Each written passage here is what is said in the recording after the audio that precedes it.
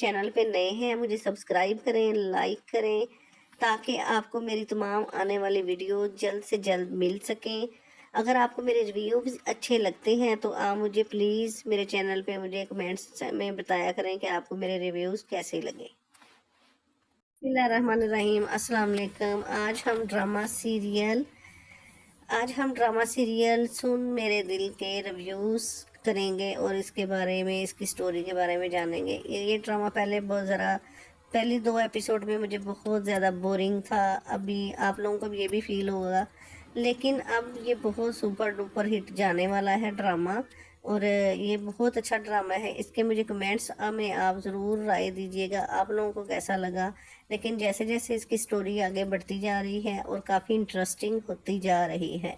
जैसे कि आप लोगों को पता है कि इस ड्रामे में सदफ का भाई काफ़ी बीमार रहता है और इसको हर वक्त बुखार की हालत में रहता है। जब इसके टेस्ट वेस्ट करवाते हैं तो पता चलता है कि जनाब को तो कैंसर की लास्ट वाली स्टेज होगी तकरीबन।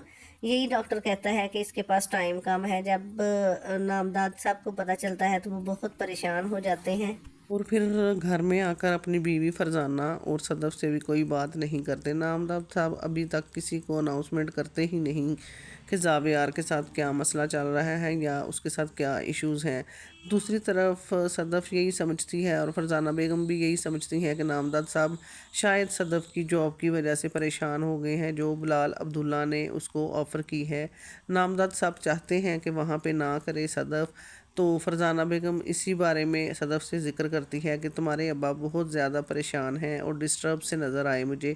सदफ कहती है क्या बात हो सकती है, तो उसकी अम्मी कहती है मेरे ख़्याल से उनको तुम्हारी जॉब करना वहाँ पे पसंद नहीं है, क्योंकि बिलाल अब्दुल्ला की रेपुटेशन इतनी अच्छी नहीं है, जिसकी वजह से नामदाद साहब कुछ परेशान हैं। वो चाहते हैं कि आप जॉब ना करो वहाँ पे।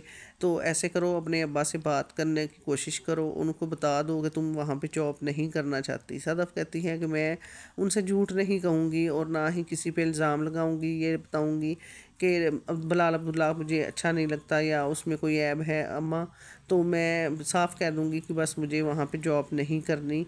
तो इस वजह से मैं अब्बा से यही बात करूँगी और कोई बात नहीं करूँगी। तो फरजाना बेगम आगे से कहती हैं जैसे तुम्हें मुनासिब लगता है, ठीक है, अपने अब्बा से बात करो। वो परेशान से नज़र आ रहे थे मुझे, पूछो उनसे क्या मसला है। तो फिर सदफ अपने अब्बा नामदाद साहब से मिलने के लिए आती है और कहती हैं कि आप परेशान क्यों हैं, क्या बात है। इसी वजह से परेशान है कि मुझे वहाँ पे जॉब की ऑफ़र आई है और आप चाहते नहीं हैं कि मैं वहाँ पे करूँ। तो वो कहते हैं नहीं, ऐसी कोई बात नहीं, मैं तो नहीं कहता कि तुम ना करो, मैं तो कहता हूँ कि करो वहाँ पे जॉब। तो फिर सदफ कहती है परेशान क्यों हैं आप, आपको तो मुझे वहाँ पे जॉब करने से क्यों आप परेशान हैं। वो कहते हैं कि मैं परेशान नहीं हूँ, अगर तुम करना चाहती हो तो कर सकती हो।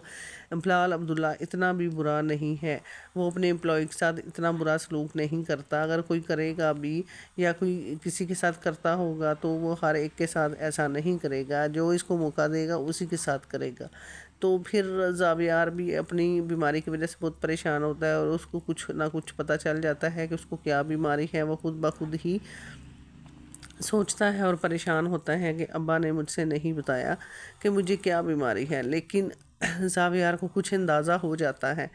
तो नामदाद साहब उसको नहीं बताते, फरजाना और सदफ को भी नहीं पता होता, जिसकी वजह से ज़ावियार खुद सोचकर बहुत चिड़चिड़ा हो जाता है।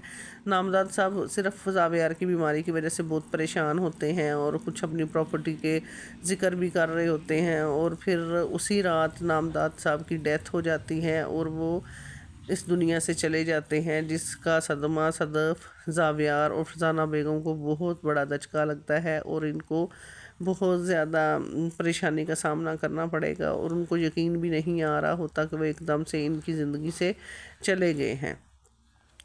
जब ये सारे सदफ बहुत ज़्यादा परेशान होती है और चीख चीख कर रो रही होती है कि उसके अब्बा उसको छोड़कर नहीं जा सकते, बल्कि ऐसा हो चुका होता है। नामदाद साहब इस दुनिया से चले जाते हैं। फरजाना बेगम और सदफ और ज़ावियार बिल्कुल अकेले रह जाते हैं। इनको कुछ समझ नहीं आती अब क्या करें। इसी वक्त पर फिर अमार इनके घर आता है और अमार सारे इंतज़ामात करता है। अमार सदफ़ की पूरी हेल्प करता है کیونکہ ہمارا تو پہلے ہی صدف کو چاہتا تھا کہ وہ صدف کے کسی نہ کسی کام آئے اور صدف کے دل میں کچھ جگہ بنا لے اپنے لیے، لیکن اب جب اس کے باپ کی ڈیتھ ہو جاتی ہے تو سب سے قریب عمار ہی ہوتا ہے جو اس کی مدد کرتا ہے اور اس کے ابا کے تمام انتظامات کو پورا، کیونکہ بلال عبداللہ اس وقت پاکستان میں نہیں ہوتے۔ جب ان کو پتہ چلتا ہے کہ نامداد صاحب کی ڈیتھ ہو گئی ہے تو بلال عبداللہ اسی وقت پاکستان واپس آ جاتے ہیں، اور ان کو بہت افسوس، کیونکہ نامداد بلال عبداللہ کے بہت قریب تھا اور وہ ان کا ایک بہت ہی قریبی آفیسر بھی ہوتا ہے۔ اس کو خود یقین نہیں آ رہا ہوتا کہ وہ اس دنیا سے چلے گئے۔ جب رمشا ان کو بتاتی ہے پوری صورتحال کہ ان کے گھر میں ایک ان کی بیٹی اور بیٹا اور ان کی بیگم ہے، بلال عبداللہ بہت پریشان ہوتا ہے اور وہ کہتا ہے میں گھر جانے کی بجائے بلکہ ابھی نامداد صاحب کے گھر جاؤں گا ان سے ملنے کے لیے، ان کی فیملی سے تعزیت کے لیے۔ رمشا اور بلال عبداللہ اور باقی ان کی آفس کے کچھ لوگ اسی وقت نامداد کے گھر آتے ہیں، اور فرزانہ بیگم کو جب پتہ چلتا ہے کہ بلال صاحب ان سے ملنے کے لیے آئے ہیں تو پھر صدف کہتی ہے کہ میں بالکل بھی ان سے بات نہیں کروں گی، نہ ہی ان کے سامنے آؤں گی، آپ ہی ان سے ملیں گے، ان کو اللہ حافظ بھی کہیں گی۔ تو فرزانہ بیگم کہتی ہے ٹھیک ہے۔ فرزانہ بیگم صدف سے زاویار کے بارے میں کہتی ہے کہ اس کا خیال کرنا، کیونکہ اس کی طبیعت بالکل بھی ٹھیک نہیں ہوتی۔ باقی آنے والی ایپیسوڈ میں آپ دیکھیں گے کہ بلال عبداللہ صدف کو پھر آفر کریں گے اپنے آفس آنے کے لیے، کیونکہ صدف کے پاس کوئی اور چارہ بھی نہیں ہوگا کہ وہ نہ کرے، اس کو یہ جاب کرنی ہی پڑے گی اور آفس جانا ہی پڑے گا۔ پھر صدف سارے حالات کو دیکھے گی اور انکار بھی نہیں کرے گی، اور اس کے دل میں یہ بھی بات آئے گی کہ ابا نے بھی مجھے کہا تھا کوئی حرج نہیں ہے وہاں پہ جاب کرنے کے لیے، جبکہ اب ہمیں اس کی ضرورت بھی ہے۔ عمار پہلے سے ہی وہاں پہ جاب کر رہا ہوگا اور صدف بلال کی اس آفر پہ ضرور توجہ کرے گی، اور اس کو چاہیے ہوگا کہ وہ جائے اور جاب کرے وہاں پہ۔ اور بلال کیونکہ صدف ایک خوددار لڑکی ہوتی ہے، وہ اس کا احسان بھی نہیں لے گی کہ خام خام میں ہی وہ ان کی مدد کرے، کیونکہ نامدار صاحب پہلے بلال عبداللہ کے پاس جاب کرتے تھے تو وہ کچھ نہ کچھ ان کے لیے ضرور کریں گے، لیکن صدف یہ نہیں چاہے گی، صدف خود کام کرنا پسند کرے گی۔ فرزانہ بیگم اس وقت بہت زیادہ پریشان اور ٹوٹی ہوئی ہوتی ہیں، ان کو خود سمجھ نہیں آتا کہ وہ کیا، جب بلال عبداللہ سے وہ ملے گی تو اس کی بھی کنڈیشن اس کو کچھ بہتر نہیں لگے گی، تو وہ سوچے گی کہ ہاں نامداد صاحب یہ بالکل ٹھیک کہتے تھے کہ وہ ہر وقت نشے کی حالت میں رہتے ہیں اور زیادہ اچھی حالت میں نہیں ہے۔ فرزانہ بھی کہے گی صدف تم وہاں پہ جاب نہیں کر سکتی، میرے دل کو بہت ڈر لگتا ہے، میں تمہارے ابا جو کہتے تھے وہ ٹھیک ہے، لیکن صدف اب پہلے جو صدف ایگری نہیں تھی جاب کرنے کے لیے، اب وہ جائے گی اور جاب کرے گی، اور بلال عبداللہ اس کو بہت زیادہ شدت سے پسند کرنے لگ جائے گا۔ دوسری طرف رمشا جو ان کے بہت قریب ہوتی ہے اور وہ چاہتی ہے کہ بلال عبداللہ رمشا کو چاہے اور اس کو ہی پسند کرے، کیونکہ وہ زیادہ سینئر بھی ہوتی ہے اور اس کے نزدیک بھی ہوتی ہے، لیکن بلال عبداللہ رمشا کی طرف اتنا اٹریکٹ نہیں ہوتا جتنا وہ صدف کی طرف ہوتا ہے۔ وہ صدف کو چاہے گا اور بہت شدت سے اور ٹوٹ کر چاہے گا، وہ چاہتا ہے کہ صدف ہی اس سے شادی کرے اور صدف بھی اس سے محبت کرے۔ جب عمار کو بھی یہ پتہ چلے گا کہ بلال عبداللہ صدف کو چاہتا ہے اور اس سے پیار کرتا ہے اور اس سے شادی کرنا چاہتا ہے، تو وہ بھی بہت زیادہ تکلیف محسوس کرے گا، کیونکہ عمار پہلے ہی صدف کو چاہتا تھا، تو وہ ہرگز نہیں چاہے گا کہ بلال عبداللہ اس پہ نظر رکھے۔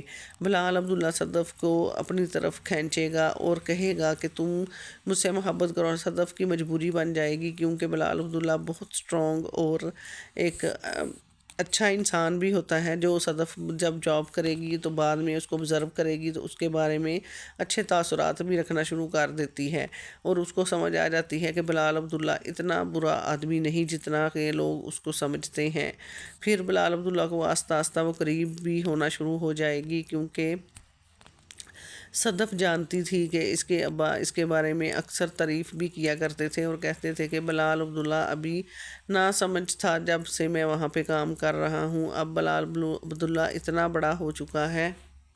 بلال عبداللہ ہر طرح کی بات نامداد صاحب کے ساتھ کر لیتا تھا اور ان کو ہر تکلیف کے بارے میں بتاتا تھا کہ نامداد صاحب مجھے یہ مشکل ہے، یہ پریشانی ہے، میں ایسا کرنا چاہتا ہوں، ایسا کرنا چاہتا ہوں، کیونکہ وہ سب باتیں نامزد ساتھ سے شیئر کرتا تھا، کیونکہ جب سے اس کے والد کی ڈیتھ ہوئی تھی تو وہ شاید ان کو اپنے والد کی نظر سے بھی دیکھتے تھے اور ان کی بڑی رسپیکٹ کرتے تھے۔ بلال عبداللہ جو ان کے نامزد صاحب تھے، وہ بھی بلال عبداللہ کو اپنے بچوں کی طرح اور ایک اپنے افسر کی طرح بھی دیکھتے تھے، لیکن بہت زیادہ اپنی ہمدردی بھی اس کے ساتھ رکھتے تھے۔ صدف کو بھی سمجھاتے ہیں کہ صدف تم وہاں پہ جاب کر لو، اس میں کوئی حرج نہیں ہے، میں بالکل ایسا کہتا ہوں کہ وہ ایسا لڑکا نہیں ہے جیسا کہ تم نے سنا ہے۔ صدف کہتی ہے کہ ابا نہیں، میں نے بھی کہیں نہ کہیں سے سن ہی لیا تھا۔ تو اس کے ابو پھر اس کو سمجھاتے ہیں کہ ایسی کوئی بات نہیں ہے، تم جیسا کہ سوچ رہی ہو، اگر تم کرنا چاہتی ہو تو مجھے کوئی اعتراض نہیں، تم وہاں پہ جاب کر سکتی ہو۔ صدف کو سمجھ نہیں آتی کہ ابا یہ خوشی سے اجازت دے رہے ہیں یا پھر کسی مجبوری کی وجہ سے۔